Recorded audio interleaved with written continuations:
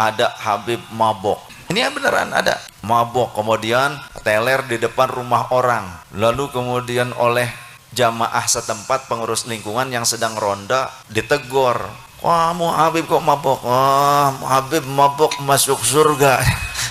Kalau ada yang mengintimidasi ulama, kiai, memeras kiai, apa yang harus kita lakukan? Lawan! Ke kiai meres. Datang ke kiai, kiai, aneh mau ngadain maulid. Ente mau bantu berapa? Dikasih oleh kiai 300.000 di amplopin. Pas dibuka 300.000 dilempar ke muka kiai. Salah satunya kiai nyeker asli Brebes yang langsung ngomong ke saya di panggung saat itu. Kemudian ketika saya di Majalengka ngisi, kiai yang ngundang saya cerita sehari sebelumnya didatangi seorang habib yang katanya bawa kiswah. Oh, ini kiai katanya silakan dicium. Nah, ente kan sekarang sudah menciumnya. Ente kalau ingin berkah ini tetap lengket menempel kepada ente harus mengeluarkan uang sebanyak 33 juta. Ini bukan katanya, saya boleh bisa ya ketemu langsung dengan kiainya, langsung nanti saya ajak. Kemudian ada lagi yang di Brebes, ketika 300.000 dilemparin, lalu Bib harus berapa katanya. Ente kalau bukan karena datuk aneh, ente nggak bakalan jadi kiai katanya. Berapa dong Bib? Uang yang merahan ratusan ribu, sejumlah Asmaul Husna 99. Jadi mintanya 9.900.000. Ini nyata di Brebes tuh, yang 99 itu di Brebes kejadiannya. Ada ini kenyataan juga di Majalengka. Pas namu waktunya sholat, kemudian adzan, Habib ayo ke masjid kita sholat, ente aja yang sholat, Habib mengentu sholat ya asup ke surga, gitu ngomongnya.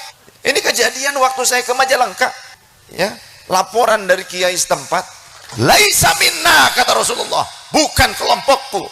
Man lam yujilla kabirana, yang tidak bisa hormat kepada orang yang lebih tua di antara kita.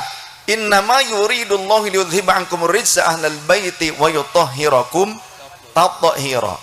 Lantas kemudian ada orang yang menggunakan potongan ayat ini dengan tujuan untuk memvalidasi, membenarkan tindakan buruknya yang bertentangan dengan syariatul Islam. Walaupun ngaku turunan Nabi harus pakai syariat. Kenapa? Orang zaman sekarang ngaku turunan Nabi 14 abad lamanya, jarak dengan baginda Nabi, bahkan sudah hampir 15 abad, masuk ke abad ke-15.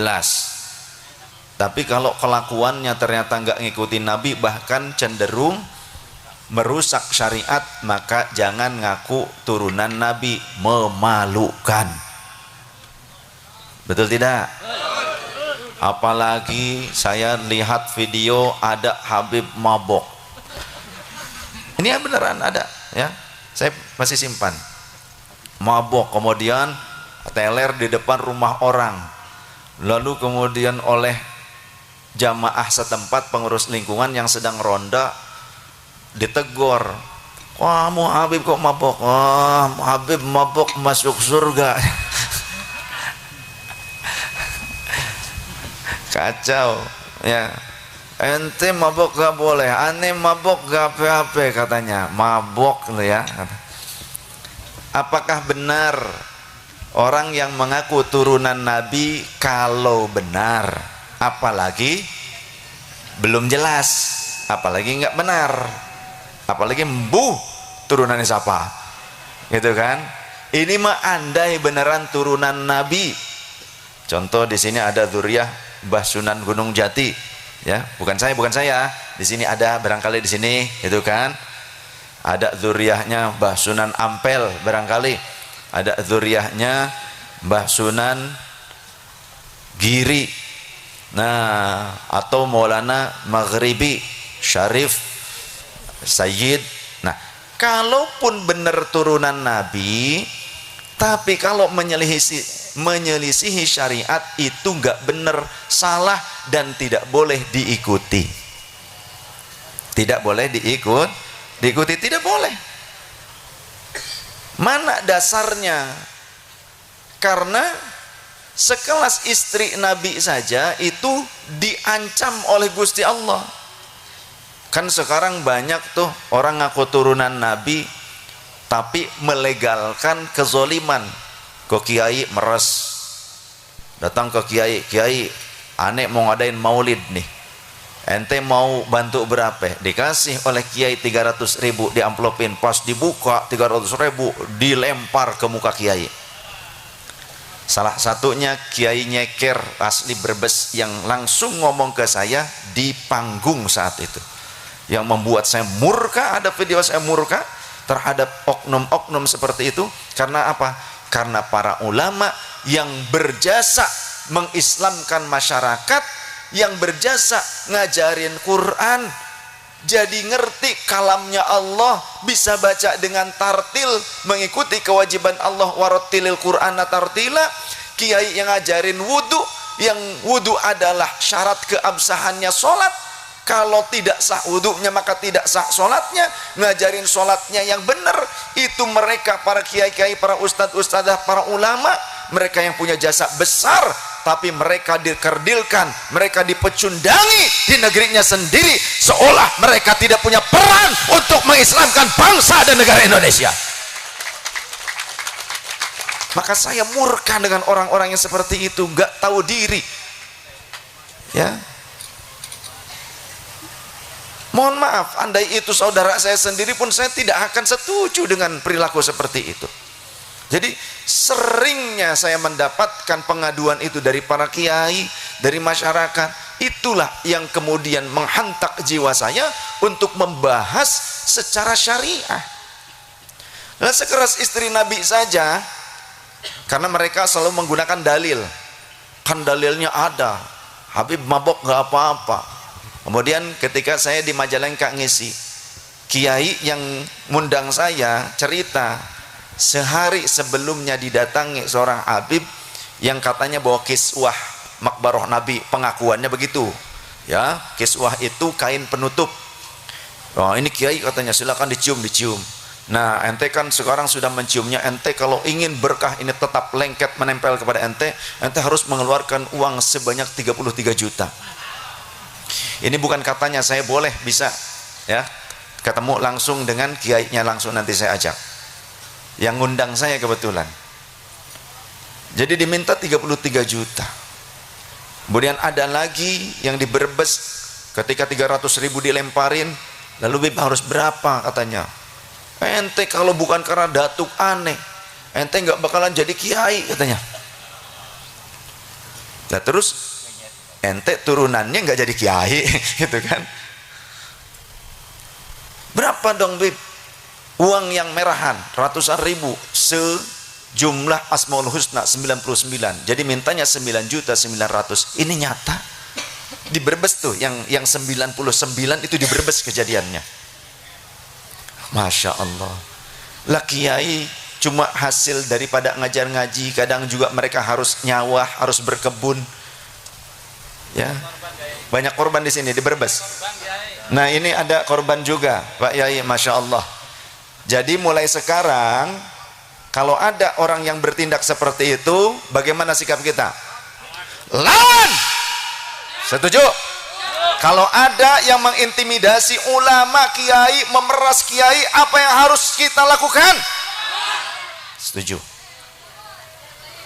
Kedua nih, wis saya wis wani wae kagok wani wis. Jangan mau, jangan takut kualat. Memeras masyarakat, memeras umat itu halal apa haram menurut syariat? Haram. Uang hasil malak itu halal apa haram? Apalagi nyuri dari masyarakat, kambing orang diambil dengan alih-alih untuk maulid, halal apa haram? Haram. Haram. Nah gini, tindakan memeras dan mengintimidasi itu tindakan yang sesuai syariat atau bertentangan? Bertentangan. Dapat pahala apa dapat dosa? Dosa. Baik, kita coba pelajari dari Al-Quranul Karim, kalamnya Allah Ta'ala. Kita ini orang Islam, nggih? Orang Islam, kitab sucinya Al-Quran. Mereka melakukan tindakan itu, melegalisirnya, menghalalkan kezaliman itu pakai dalil. Dalilnya surah Al-Ahzab ayat 33, innama yuridullahu liyudhhiba ankumur rijsa ahlal baiti wa yutahhirakum tathhira. Wallahu wa rasuluhu a'lam bi muradi wa makna. Innama yuridullahu, innama, tidak ada yang lain, sesungguhnya, hanya, gitu ya. Kalau ilmu balaghah kan begitu, seolah-olah tidak ada yang lain tujuannya. Innama yuridullahu, Allah berkehendak, liyudhhiba ankumur rijsa, untuk menghilangkan, rijsun itu kotoran, dari diri kalian, ahlal baiti, wahai ahlul bait Nabi. Siapa yang dimaksud pada ayat ini? Yang dimaksud pada ayat ini di dalam kitab-kitab tafsir seperti Ruhul Ma'ani, ya, tafsir Al-Qur'anul Azim, ternyata Sayyiduna Ali, Sayyidah Fatimah radhiyallahu anha, Sayyidul Hasan wal Husain radhiyallahu anhuma. Di dalam asbabun nuzulnya ternyata berkenan dengan itu. Nah, nanti ada sangkut pautnya dengan istri-istri Nabi juga, karena ayatnya berkesinambungan dari ayat-ayat sebelumnya. Kita lanjutkan dulu yang ini, kalimat potongan ayat yang tadi. Jadi bukan satu ayat full, tapi itu potongan. Innama yuridullahu liyudhhiba ankumur rijsa ahlal baiti wa yutahhirakum tathhira. Liyudhhiba ankumur rijsa ahlal baiti wa yutahhirakum tathhira, dan Allah bertujuan untuk menyucikan kalian dengan sesuci-sucinya. Lantas kemudian ada orang yang menggunakan potongan ayat ini dengan tujuan untuk memvalidasi, membenarkan tindakan buruknya yang bertentangan dengan syariatul Islam. Padahal isinya ini kan potongan ayat yang sempurnanya. Nah, harusnya qori yang bacanya. Ya setidaknya yang suaranya bagus. Ini saya bawa ini, ya. A'udzu billahi minasyaitonir rajim. Bismillahirrahmanirrahim. وقرن في بيوتكن ولا تبرجن تبرج الجاهلية الأولى وأقمنا الصلاة وآتينا الزكاة وأطعنا الله ورسوله إنما يريد الله ليذهب عنكم الرجس أهل البيت ويطهركم تطهيرا. والله ورسوله أعلم بمراد ومعنى. صدق الله العظيم. وقرن في بيوتكن ولا تبرجن تبرج الجاهلية الأولى وأقمنا الصلاة وآتينا الزكاة wa ati'na Allah wa rasulah. Baru innama yuridullahu wa qarna fi buyutikunna wallahu wa rasuluhu a'lam bi muradi wa makna. Ini khitabnya kepada muannats. Wa qarna fi buyutikunna, khitabnya kepada muannats. Kepada siapa? Ternyata dari ayat sebelumnya diketahui ya nisa'an nabi, tujuan ayat ini adalah peringatan kepada istri-istri Nabi. Istri Nabi yang hidup serumah dengan Nabi, yang ngelayani Nabi, ngeladeni Nabi, bisa dipeluk dan bisa memeluk, bahkan bisa melihat aurat Nabi. Lah kita sekarang bisa nggak seperti itu? Nggak bisa. Sekelas istri Nabi yang sangat disayang oleh baginda Nabi saja, oleh Allah diperintahkan waqarna fi buyutikunna, wahai istri-istri Nabi, berdiam dirilah kalian di rumah-rumah kalian. Untuk apa? Menjaga diri kalian. Wala tabarrujna tabarrujal jahiliyatil ula, dan jangan kalian bersikap seperti sikapnya orang-orang jahiliyah, wanita-wanita jahiliyah, dalam cara berpakaian, dalam cara berbicara, bersikap, beretika. Jangan seperti wanita jahiliyah. Tuh, ini istri Nabi, apalagi cuma ngaku turunan kayak kita di zaman ini, ya. Wala tabarrujna tabarrujal jahiliyatil ula wa aqimnas sholata, dan tegakkanlah salat oleh kalian wahai istri Nabi. istri Nabi harus sholat. Turunan Nabi gimana? Boleh nggak sholat turunan Nabi? Totrok benda sesira. Ada ini kenyataan juga di Majalengka. Pas namu waktunya sholat kemudian adzan, Habib ayo ke masjid kita sholat, ente aja yang sholat, Habib mengerti sholat gak suka surga, gitu ngomongnya. Ini kejadian waktu saya ke Majalengka, ya, laporan dari kiai setempat. Astagfirullahaladzim, rusak ini nama keluarga Nabi, rusak kesucian ahlul bait Nabi, rusak dengan orang-orang seperti itu, ya. Ahlul bait Nabi yang dimaksud Sayyidah Fatimah radhiyallahu anha, Sayyidina Ali karramallahu wajha, Sayyidina Hasan wal Husain radhiyallahu anhuma. Wala tabarrajna tabarrujal jahiliyyah ula waqimna sholata wa atina zakata. Wahai istri-istri Nabi, tunaikanlah zakat. Artinya harus berbagi. Jangan ini mengaku turunan Nabi malah malakin. Ulama yang harusnya disayang oleh kita diperhatikan. Mereka yang berhak mendapatkan infak dari kita. Ya, walladzina uhsiru fi sabilillahi la yastati'una darban fil ard yahsabuhumul jahilu aghniya'a min at-ta'affuf ta'rifuhum bisimahum la yas'aluna an-nasa ilhafa al-baqarah. Mereka para orang-orang yang berdakwah dengan cara ngajar ngaji, bukan cuma jadi penceramah khutbah, bukan. Yang dimaksud adalah orang-orang yang alim yang mengajarkan ilmu mereka, bukan penceramah, bukan. Jadi kalau jenengan bisa memberikan hadiah yang besar kepada penceramah atau kepada vokalis sholawat, kepada artis sholawat, tapi kalian tidak punya perhatian kepada guru-guru kalian yang ngajarin Al-Quran, kalamullah, yang ngajarin kalian sholat yang benar, ngajarin zakat, ngajarin puasa, ngajarin haji, kalian tidak punya perhatian kepada mereka di kampung kalian, maka berarti kalian sudah su'ul adab kepada orang-orang yang berhak mendapatkan penghormatan kalian. Laisa minna, kata Rasulullah, bukan kelompokku, man lam yujilla kabirana, yang tidak bisa hormat kepada orang yang lebih tua di antara kita, wa yarham saghirana, yang tidak mampu menyayangi orang yang lebih muda di antara kita.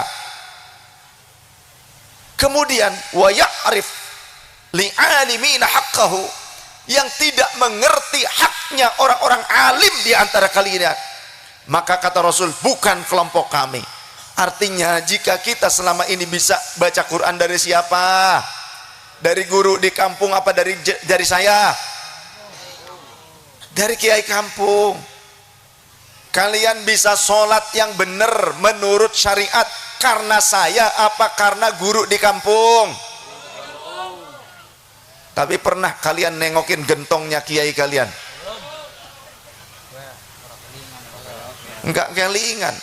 Sedangkan saya, kalian nggak perlu ngelihat gentong saya, kalian sudah ngasih. Tapi sekarang belum. Nanti